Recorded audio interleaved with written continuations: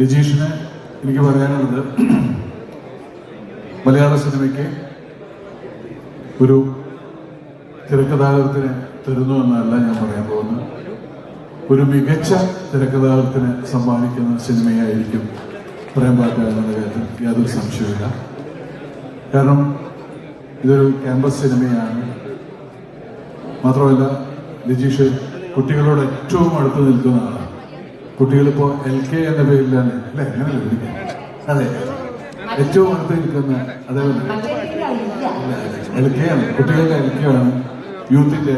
അതുപോലെ തന്നെ പുതിയ തലമുറയുടെ ട്രെൻഡ് ഏറ്റവും കൂടുതൽ അറിയുന്ന, അവരോട് ഏറ്റവും കൂടുതൽ ചേർന്ന് നിൽക്കുന്ന ആളാണ് ലിജീഷ്. അതുകൊണ്ട് തന്നെ ഏറ്റവും മികച്ച രചനയായിരിക്കുമെന്നുള്ള കാര്യത്തിൽ യാതൊരു സംശയവുമില്ല.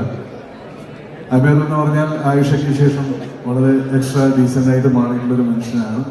അതുകൊണ്ട് തന്നെ ഈ സിനിമ ഏറ്റവും മികച്ച സിനിമയാവും എന്നുള്ള കാര്യത്തിൽ എന്താണെന്ന് വെച്ചാൽ, ഈ സിനിമയിലെ അദ്ദേഹം നിർമ്മാണം ഏറ്റെടുക്കണമെങ്കിൽ ഈ സിനിമയോടുള്ള ഇഷ്ടവും സ്നേഹവും വിശ്വാസവുമാണ്. അപ്പോൾ നേരത്തെ ബെന്യാമിൻ പറഞ്ഞ പോലെ ഇതിൻ്റെ സബ്ജക്റ്റ് തന്നെ ആയിരിക്കാം അയാൾ ഇതിനെ പ്രേരിപ്പിച്ചിട്ടുണ്ടാവുക.